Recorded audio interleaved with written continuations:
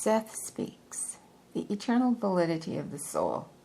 Chapter 17, Probabilities, the Nature of Good and Evil, and Religious Symbolism.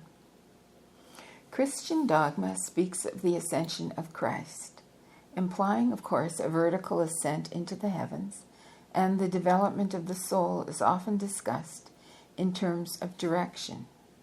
To progress is supposedly to ascend, while the horror of religious punishment, hell, is seen at the bottom of all things. Development is therefore considered in a one-line direction only, in Christian terms. Seldom, for example, is it thought of in horizontal terms. The idea of evolution, in its popular meaning, promulgated this theory as through gradual progression in a one-line direction, man emerged from the ape. Christ could just as well have disappeared sideways. The inner reality of the message was told in terms that man at the time could understand, in line with his root assumptions. Development unfolds in all directions. The soul is not ascending a series of stairs, each one representing a new and higher point of development. Instead, the soul stands at the center of itself, exploring, extending its capacities in all directions at once, involved in issues of creativity, each one highly legitimate. The probable system of reality opens up the nature of the soul to you. It should change current religious ideas considerably. For this reason, the nature of good and evil is a highly important point. On the one hand, quite simply and in a way that you cannot presently understand, evil does not exist. However, you are obviously confronted with what seem to be quite evil effects. Now, it has been said often that there is a God, so there must be a devil, or if there is good, there must be evil. This is like saying that because an apple has a top, it must have a bottom, but without understanding of the fact that both are a portion of the apple. We go back to our fundamentals. You create reality through your feelings, thoughts, and mental actions. Some of these are physically materialized. Others are actualized in probable systems. You are presented with an endless series of choices, it seems, at any point, some more or less favorable than others. You must understand that each mental act is a reality for which you are responsible. That is, what you are in this particular system of reality for. As long as you believe in a devil, for example, you will create one that is real enough for you and for the others who continue to create him. Because of the energy he is given by others, he will have a certain consciousness of his own. But such a mock devil has no power of reality to those who do not believe in his existence and who do not give him energy through their belief. He is, in other words, a superlative hallucination, as mentioned earlier. Those who believe in a hell and assign themselves to it through their belief can indeed experience one, but certainly nothing like eternal terms. No soul is forever ignorant. Now, those who have such beliefs actually lack a necessary deep trust in the nature of consciousness, of the soul, and of all that is. They concentrate upon not what they think of as the power of good, but fearfully upon what they think of as the power of evil. The hallucination is created, therefore, out of fear and rejection. The devil idea is merely the mass projection of certain fears. Mass in that it is produced by many people, but also limited in that there have always been those who rejected this principle. Some very old religions understood the hallucinatory nature of the devil concept, but even in Egyptian times, the simpler and more distorted ideas became prevalent, particularly with the masses of people. In some ways, men in those terms could not understand the concept of a god without the concept of a devil. Storms, for example, are highly creative natural events, though they can also cause destruction. Early man could see only the destruction. Some intuitively understood that any effects are creative, despite their appearances, but few could convince their fellow men. The light and darkness contrast presents us with the same kind of picture. The good was seen as light, for men felt safer in the day. The evil was therefore assigned to nightfall. Within the massive distortions, however, hidden beneath the dogma, there was always a hint of the basic creativity of every effect. There are then no devils waiting to carry anyone off, unless you create them for yourself, in which case the power resides in you, and not in the mock devils. The crucifixion and attendant drama made sense within your reality at the time. It arose into the world of physical actuality, out of the inner reality from which your deepest intuitions and insights also spring. The race brought forth the events, then, that would best convey in physical terms this deeper non-physical knowledge of the indestructibility of the soul. This particular drama would not have made sense to other systems with different root assumptions than their own. The symbolism of ascent or descent, or of light and dark, would be meaningless to other realities with different perceptive mechanisms, while your religions are built around an enduring kernel of truth. The symbolism used was craftily selected by the inner self in line with its knowledge of those root assumptions you hold as valid in the physical universe. Other information, in dreams, for example, will also be given to you with the same symbolism, generally speaking. The symbolism itself, however, was simply used by the inner self. It does not inherently belong to inner reality. Many probable systems have perceptive mechanisms far different from your own. In fact, some are based upon gestalts of awareness completely alien to you. Quite without realizing it, your ego is a result of group consciousness. For example, the one consciousness that most directly faces the exterior world is dependent upon the minute consciousness that resides with each living cell of your body, and as a result, you are only aware of one ego, at least at a time.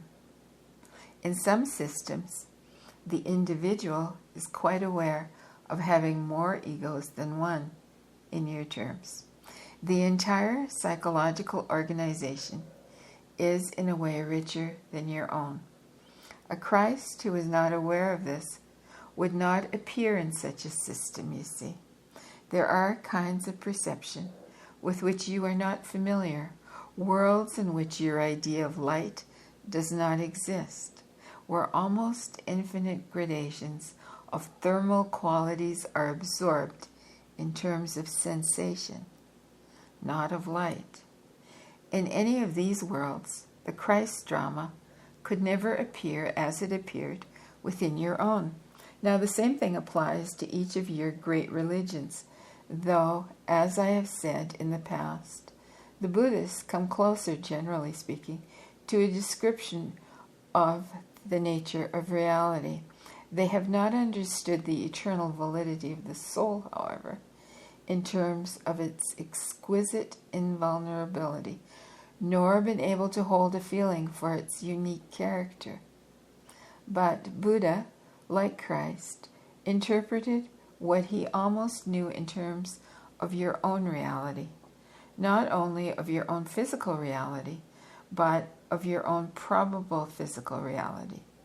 The methods, the secret methods behind all religions, were meant to lead men into a realm of understanding that existed apart from the symbols and the stories, into inner realizations that would take him both within and without the physical world that he knew. There are many manuscripts still not discovered, from old monasteries in particular in Spain, that tell of underground groups within religious orders who kept these secrets alive when other monks were copying old Latin manuscripts.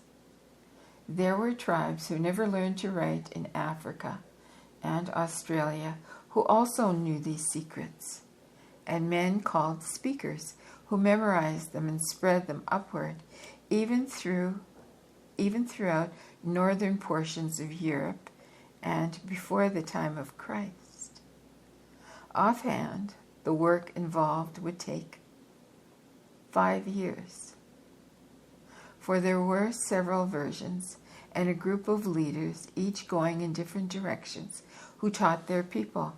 The world was far more ripe for Christianity than people supposed because of these groups. The ideas were buried already throughout Europe.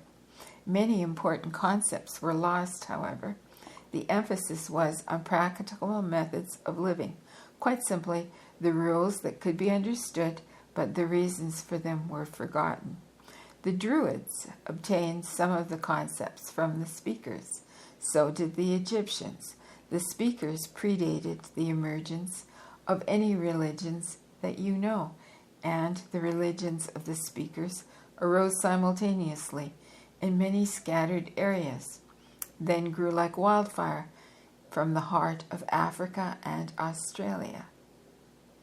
There was one separate group in an area where the Aztecs dwelt at a later date, though the land mass was somewhat different then, and some of the lower cave dwellings at times were underwater.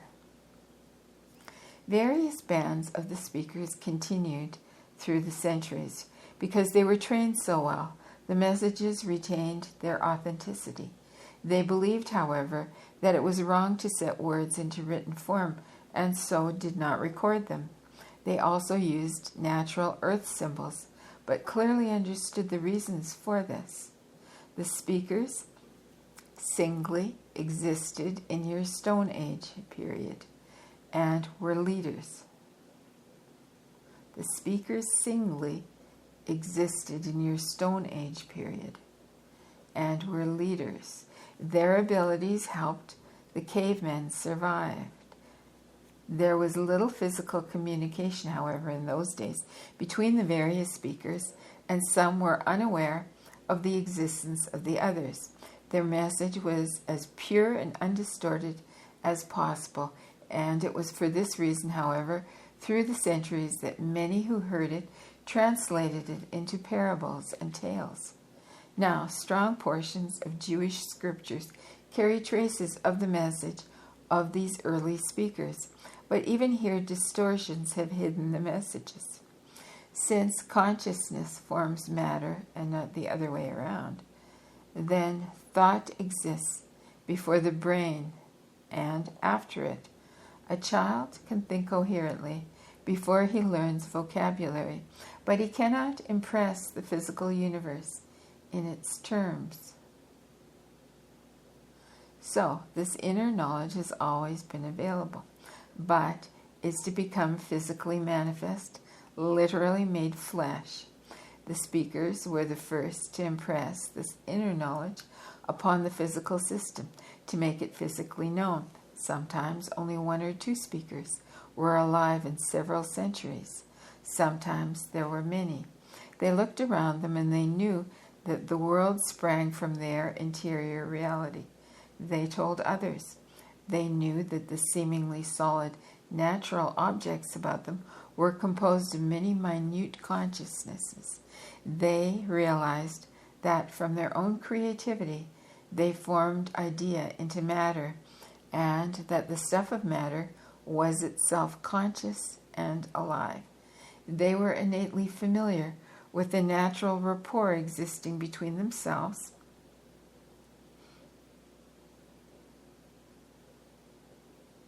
and their environment. Therefore, and they knew that they could alter their environment through their own acts. Generally speaking, once a speaker, always a speaker in your terms.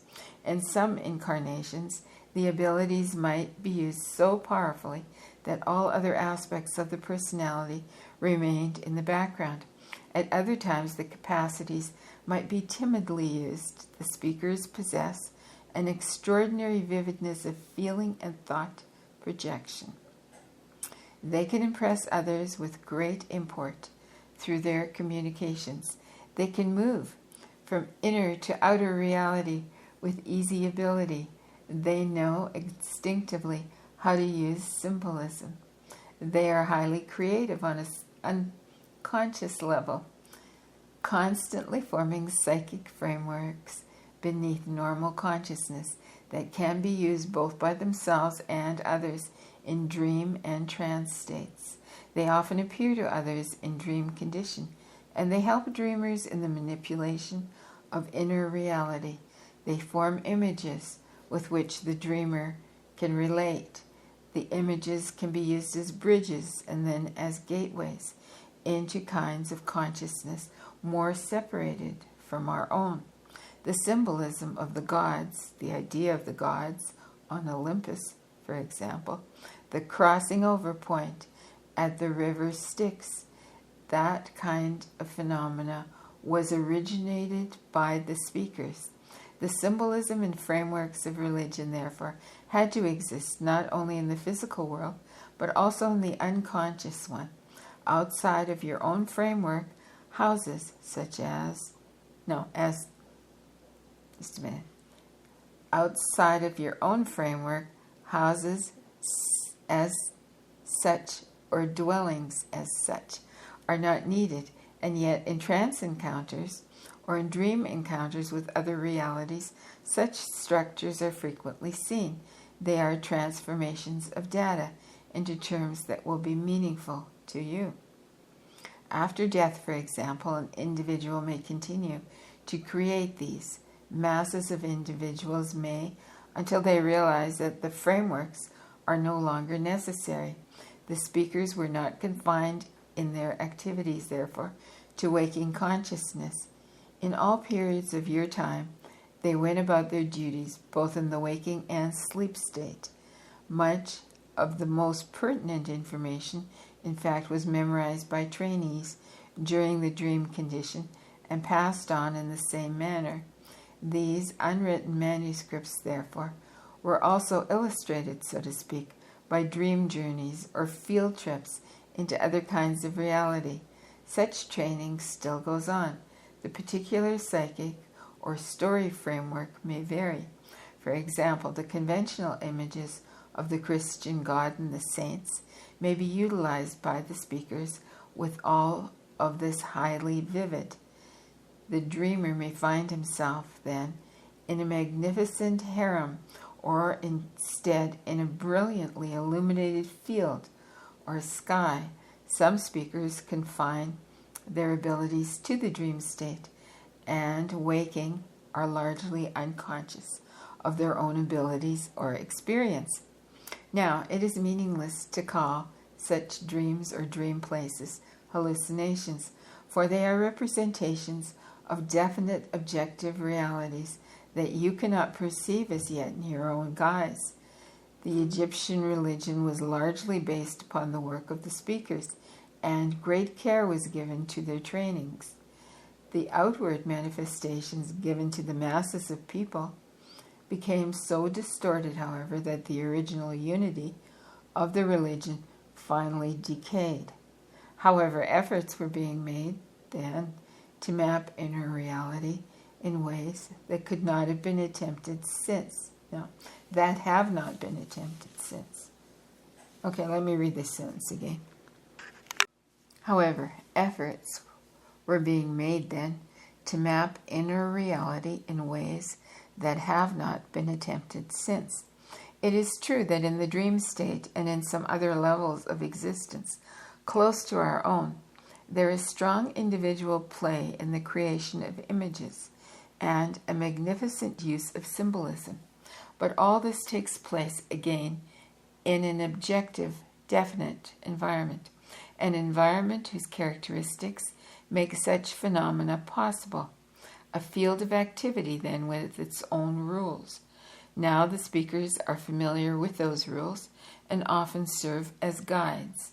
They have at times worked within organizations, as in Egypt, where they worked through the temples and they became involved with the power structures. As a rule, however, they are far more solitary. Because of the true simultaneous nature of time, they are, of course, speaking to all of your ages at once through their various manifestations. On occasion, they also serve as mediators, introducing to each other two incarnations of one personality, for example. The rules within physical reality say that objects appear to be stationary and permanent. The rules of other realities are often quite different, however. The nature of mental realities will follow different lines, and continuity in terms of time will not exist. Perceptual organization will exist by the use of different psychological groupings. From the outside, such systems would seem meaningless to you. Even if you were able to perceive them, you would not be able to observe the pivot points about which actions occurred. The very definite rules of that system then would be quite obscure to you. Now, the speakers are familiar with the rules within many systems. Still, however, most of these systems, in larger terms, are somewhat connected with your own kind of reality. There are an infinite number of inner universes. Only the very highest, most developed Gestalt consciousness can be aware of anything like their totality. In this larger context, then, the speakers must be called local. There is something like a chart mapping many of the nearby systems of reality, and I hope someday in your terms to make this available. In order to do so, Rupert must be trained somewhat more intensely. There are points of coincidence where, under certain conditions, entry may be made from one of these systems to the other. They need not exist separately in space, as you know it, of course. These are called coordination points, where one camouflage merges into another. Some of these are geographical in your system, but in all cases, a tuning in of consciousness is a necessary preliminary. Such entries can only be made in an out-of-body condition. Each individual in his dreams has access to the information possessed by the speakers.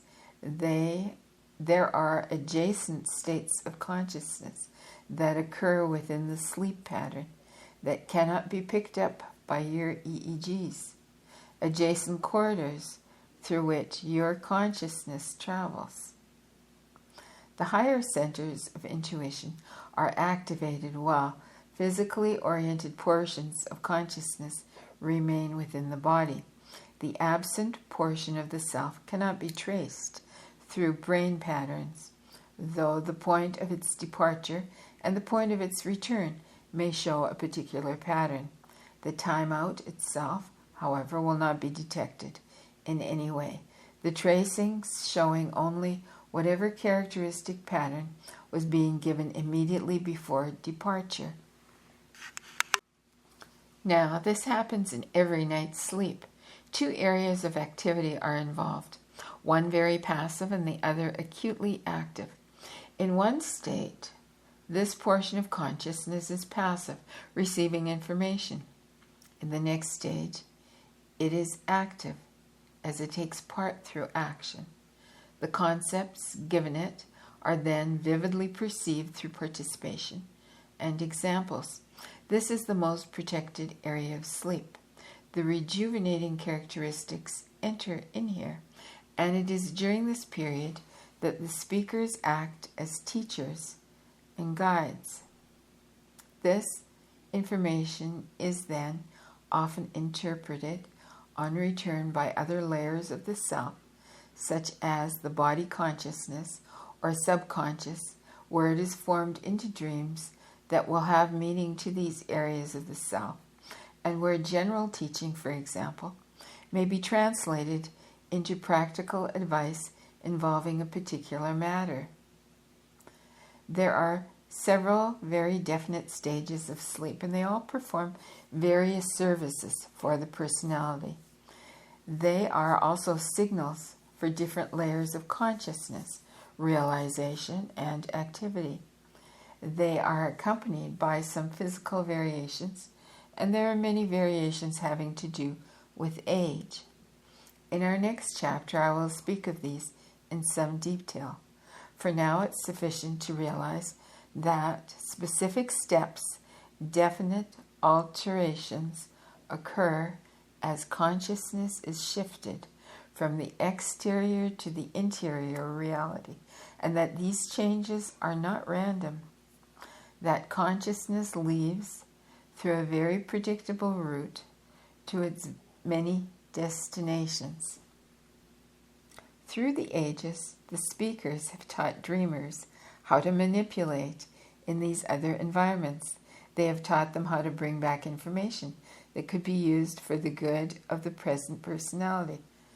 According to the intent, present purpose, and development, an individual may be aware of these travels to varying degrees. Some have excellent recall, for example, but often misinterpret their experience because of conscious ideas.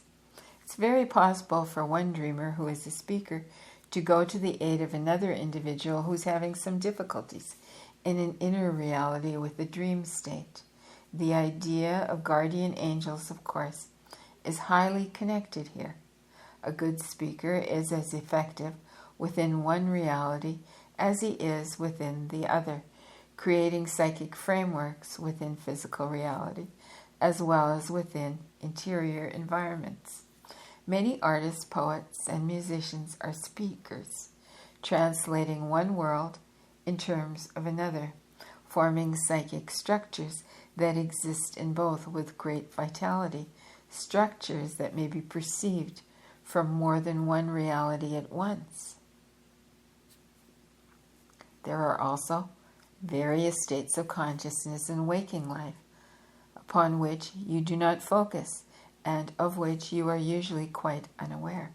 Each state shows its own conditions and is familiar with a different kind of reality. You presently have a once-centered consciousness, in that you close off from your experience these other stages of consciousness in which other portions of your entire identity are intimately involved. These other stages of consciousness create their own realities as you create your own. The realities are, therefore, byproducts of consciousness itself. If you could become aware of these, they might appear to be other places to you, rather than realms or fields of different kinds of activities. If you probe into these realities, you will be forced to perceive them with the root assumptions of your own system, translating feelings of warmth and comfort, for example, into images of warm shelters or buildings, or feelings of fear into images of demons. On occasion, even in waking life, a personality may spontaneously shift gears, so to speak, and suddenly find itself for a second or perhaps a few moments within another such realm. Disorientation usually occurs. There are those who do this quite deliberately with training, but often they do not realize that they are interpreting their experiences with the values of their home consciousness. All of this is not as esoteric as it might seem. Almost every individual has had a bizarre experience with consciousness and knows intuitively that their greater experience is not limited to physical reality. Most dreams are like animated postcards brought back from a journey that you have returned from and largely forgotten. Your consciousness is already oriented again to physical reality. The dream, an attempt to translate the deeper experience into recognizable forms. The images within the dream are also highly coded and are signals for underlying events that are basically not decipherable. The speakers help you in the formation of dreams, which are indeed multidimensional artistic productions of a kind, dreams existing in more than one reality, with effects that dissect various stages of consciousness that are real, in your terms, to both the living and the dead, in which both the living and the dead may participate. It is for this reason that inspirations and revelations are so often a part of the dream condition. Divorced from physical focus, you are in a better position to hear the speakers, to translate their instructions, to practice with the creation of images, and to be guided in the methods of maintaining the health of the physical body. In the most protected areas of sleep, the apparent barriers between many layers of reality vanish. You are aware, for example, of some probable realities. You choose which probable acts you want to actualize in your system. You follow other probable acts through in the dream state. You do this individually, but you also do it en masse, on national and global levels. Consciousness at different levels or stages perceives different kinds of events. In order to perceive some of these, you have only to learn to change the focus of your attention from one level to another. There are minute chemical and electromagnetic alterations that accompany these stages of consciousness, and certain physical changes within the body itself in hormone production and pineal activity. You usually glide from wakefulness through to sleep without ever noticing the various conditions of consciousness through which you pass. Yet there are several. First, of course, with various degrees of spontaneity, there is the inward turn of consciousness away from physical data, from the worries and concerns of the day. Then there is an undifferentiated level between wakefulness and sleep, where you act as a receiver, passive but open, in which telepathic and clairvoyant messages come to you quite easily. Your consciousness can seem to float. There are varying physical sensations, sometimes of growing large, sometimes of falling. Both sensations are characteristics of moments in which you almost catch yourself, almost become aware of this undifferentiated area, and then translate some of its experiences into physical terms.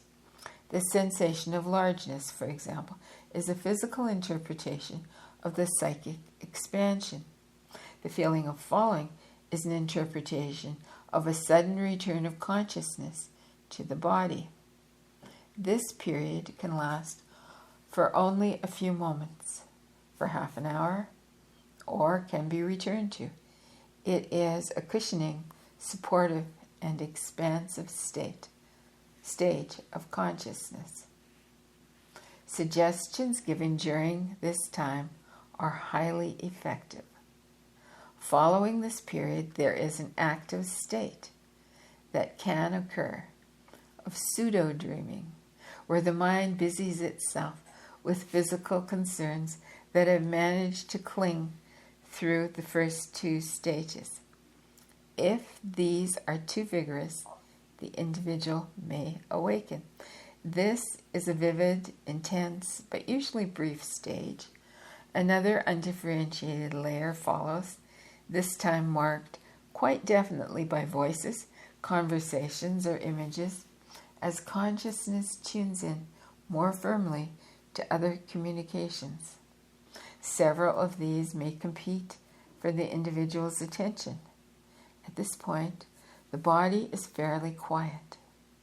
The individual will follow one or another of these inner stimuli to a deeper level of consciousness and form into the light dreams, the communications he is receiving.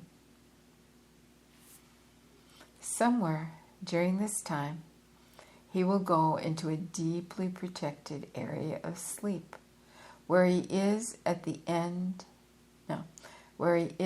threshold to other layers of reality and probabilities. At this point, his experiences will be out of all context to time as you know it. He may experience years, though only minutes have passed.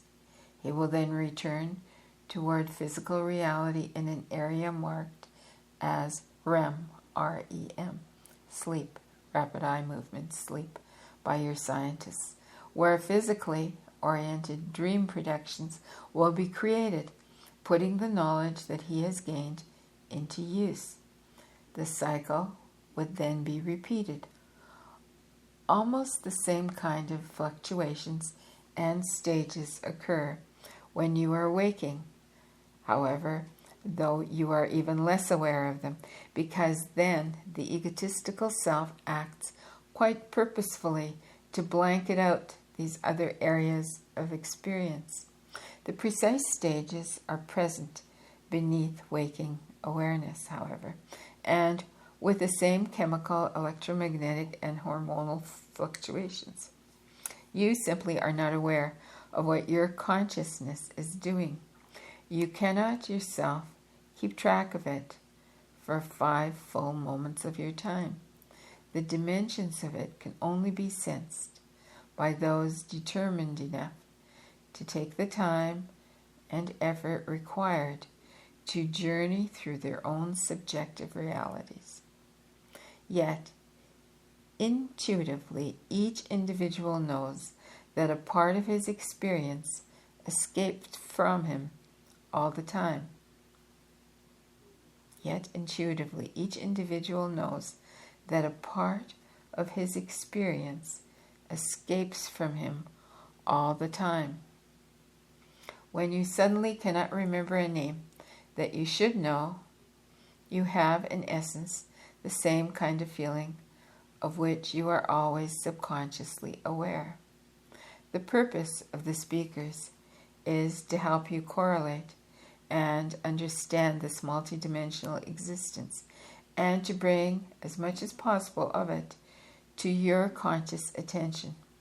Only by learning to feel or sense or intuitively perceive the depth of your own experience can you glimpse the nature of all that is. By becoming more aware of your consciousness as it operates in physical life, you can learn to watch it as it manipulates through these less familiar areas. Probable realities are only probable to you because you are not aware of them. These stages of consciousness are all a part of your own reality. A knowledge of them can be most useful. You can learn to shift gears in quotes, stand aside from your own experience and examine it with much better perspective. You can prepare questions or problems suggesting that they be solved for you in the sleep state. You can suggest that you will speak with distant friends or convey important messages that you cannot convey verbally, perhaps. You can bring about reconciliations, for example, at another layer of reality, though you cannot do it in this one. You can direct the healing of your body, telling yourself that this will be accomplished by you at one of the other levels of sleep consciousness. And you may ask for the aid of a speaker to give you any necessary psychological guidance that is needed to maintain your health. If you have particularly conscious goals, and if you are reasonably certain that they are beneficial ones, then you can suggest dreams in which they occur, for the dreams themselves will hasten their physical reality. Now, unconsciously, you do many of these things. You often go back in time, so to speak, and relive a particular event so that it has a different ending, or say things that you wish you had said. A knowledge of one state of consciousness can help you in other states. In a light trance, the meaning of dream symbols will be given if you ask for them. The symbols may then be used as methods of suggestion that will be tailored for you personally. If you discover, say, that a fountain in a dream represents refreshment, then when you are tired or depressed, think of a fountain. In another layer of reality, of course, you will be creating one. In the most protected areas of sleep, you are dealing with experience that is pure feeling or knowing and disconnected from both words and images. As mentioned, these experiences are translated into dreams later, necessitating a return to areas of consciousness more familiar with physical data. Here a great creative synthesis and a great creative diversification takes place, in which any given dream image has meaning to various layers of the self. On one level representing a truth you have lived, and on another level representing this truth as it is more specifically applied to various areas of experience or problems. There will be a metamorphosis, therefore, of one symbol turning into many, and the conscious mind may only perceive a chaos of various dream images because the inner organization and unity is partially hidden in other areas of consciousness, through which the reasoning mind cannot follow. The unconscious and subconscious areas, however, are aware of much more of this information than the ego, for it receives only the minute residue of dream material as a rule. The speakers therefore may appear within dreams as historical characters, as prophets, as trusted old friends, or in whatever guise will impress the particular personality. In the original experience, however, the true nature of the speaker is apparent. The production of dreams is as sophisticated an endeavor as is the production of the objective life of a given individual. It is simply living on different terms. These various stages of consciousness and fluctuations of psychic ability can also be examined through direct experience from the waking state. In the following chapter, we will let you become more aware of these ever-active portions of your own reality.